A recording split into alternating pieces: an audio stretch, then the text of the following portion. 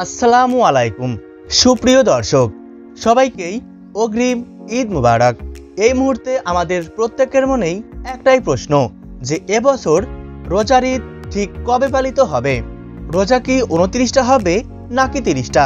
তো এই বিষয়ে চাঁদ দেখা কমিটির তরফ থেকে যে আপডেটটি চলে এসেছে তাই কিন্তু জানিয়ে দিব আজকের এই ভিডিওটির মাধ্যমে। তাই অবশ্যই পুরো ভিডিওটির সাথেই থাকবেন। আর এমনই সব সঠিক তথ্য সবার প্রথমে পেতে অবশ্যই চ্যানেলটিকে সাবস্ক্রাইব করে পাশে থাকবেন। আর কমেন্ট বক্সে আলহামদুলিল্লাহ লিখতে ভুলবেন না যেন। বন্ধুরা, রোজা ইসলাম ধর্মের গুরুত্বপূর্ণ ফরজ বিধান। ঈমান, নামাজের পরে সুস্থ স্বাভাবিক প্রাপ্তবয়স্ক নারী পুরুষ সবার জন্যই বাধ্যতামূলক ইবাদত হচ্ছে রমজান মাসের রোজা। 30 দিন রোজা বা সিয়াম সাধনার পরেই আসে ঈদ উল ফিতর, যা মুসলমানদের জন্য অত্যন্ত আনন্দের দিন। আর এখন চলছে পবিত্র মাহে রমজান। আর এই পবিত্র রমজান মাসের শেষ হলেই উদযাপিত হবে ধর্মপ্রাণ মুসলিমদের সবথেকে বড় ধর্মীয় উৎসব ঈদ উল ফিতর।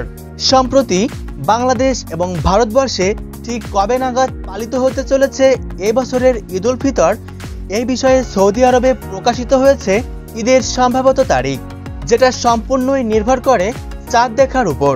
এবছর খালি চোখে চাঁদ দেখার সম্ভাবনা অনেকটাই কম বলে জানিয়েছেন আবহাওয়া অধিদপ্তর।